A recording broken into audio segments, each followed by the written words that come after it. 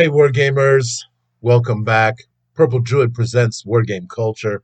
Today I have a special feature where I'd like to add some thoughts to a video put on by HissyCat. It's his live stream number 2, and he had a couple of guests on. He had Not Jay and Richard Tokarczuk. I think I said that right.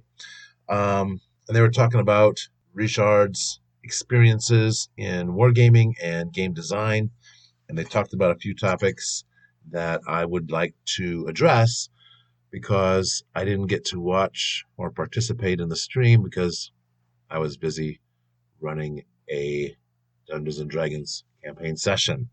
So, first of all, the first thing that I want to touch base on is point based games. I, too, am not a big fan of point based games. 3 important points were made. Number 1 from Meandering Mike: point based games are designed to sell more and more minis. That is exactly right, and that is precisely why I quit playing 40K. Also, the rules got really stupid around 6th edition or what have you, and it wasn't any fun anymore. So I just quit playing. I may go back and play 3rd or 4th edition. Those were pretty good. I like those, but I'm not going to play with the points. I'm going to play a narrative game. Point number 2: point-based games are designed for pickup games. Exactly. Uh, but again, who has the most money wins those games, because you just have to get the most expensive and fantastic units, and then you can slaughter your opponent. And every time they change the rules or change your codex, then you have to get more minis. And point number 3 was that point-based games are for tournament play. Ugh. Tournament play is the worst thing to happen to the Games Workshop / Warhammer scene ever. Well, maybe the second worst after Age of Sigmar. I don't know. I hate tournament play. It's just an artificial thing. It's not fun. And the people that you tend to play with or are trapped into playing with tend to have a win at all costs sort of mindset, and that's not fun. That's not the participation that I like to experience. My points regarding point-based games is that you can play games with point-based rules and disregard the point structure. Just grab a scenario and go. I have always enjoyed the narrative style games more than the so-called fair contests. They're much more interesting, and each side can win by completing objectives.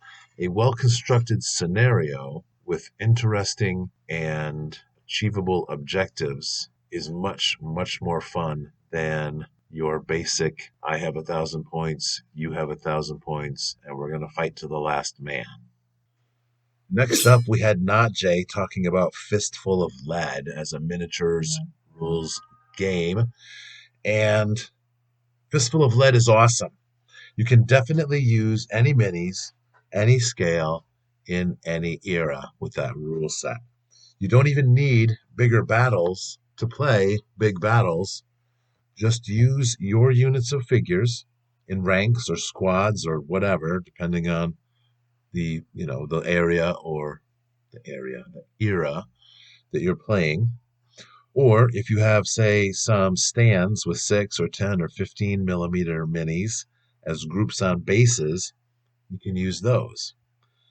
And you'll just activate and utilize each unit as one character would be activated in the core rules. And you can designate that stand or that base or that group to have X or Y number of hits. And there you go. You can play a mass battle using the basic Fistful of Lead rules. Doing it this way, a group of 10 archer miniatures can represent a company of 100. That's a 10-to-1 ratio. And they would roll 10 dice to attack, and their casualties would be distributed on the target unit as normal. So a unit of 10 archers shooting at a unit of 10 spearmen. If they did 3 casualties, these spearmen would lose 3 models. As a third point, Richard mentioned that he liked to play skirmish battles with Ancients era miniatures. And in my opinion, this is very easy to set up. Any basic scenario for any skirmish game or any mass battle game can be easily converted to any era. Like Not Jay said, with enough imagination, you can do all sorts of things. Personally, I recommend Sci-Fi Skirmish Scenarios by John Lambshead and 1 Hour War Games by Neil Thomas. In fact, 1 Hour War Games does exactly this, providing 30 generic scenarios that can be played with 8 period-specific rules templates. And for example, the Ancients rules template takes only 3 pages. And finally, we have the conversation about siege battles and quite a bit of talk about Richard's Save My City postcard game, which I have printed off, but I have not yet taken the time to study it, but I will. And Richard says the biggest threat in a siege is not the enemy, but traitors inside the city. And that his game is about preparing the defense and being aware of that possible treachery. It's interesting because as soon as he said that, it popped into my head that Tony Bath talks about this in his book on campaigns that was published way back in 1973. That's 50 years ago. And on pages 80 and 81, and this is a quote, a defended locality can be captured by the following means. A, treachery. B, poor morale of garrison commander, unquote.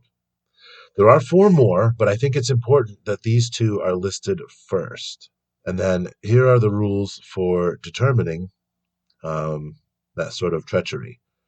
Quote, roll a d6 for each officer. A die roll of 1 will confirm a traitor.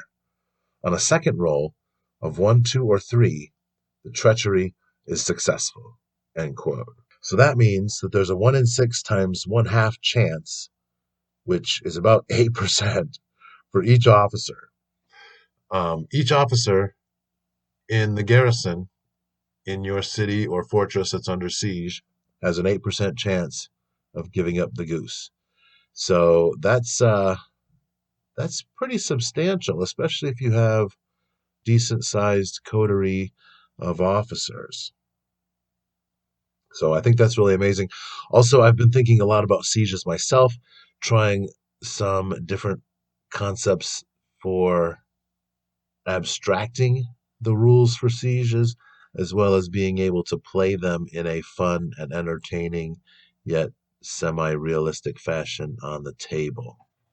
I was hoping to have another postcard game about sieges, but I just didn't have time to work the details out the way that I wanted to. So, anyway, there we are. Thank you for listening. I appreciate it very much. Go ahead and hit like and subscribe, and please do consider leaving any comments or commentary in the area below. Thanks again, and have a great day.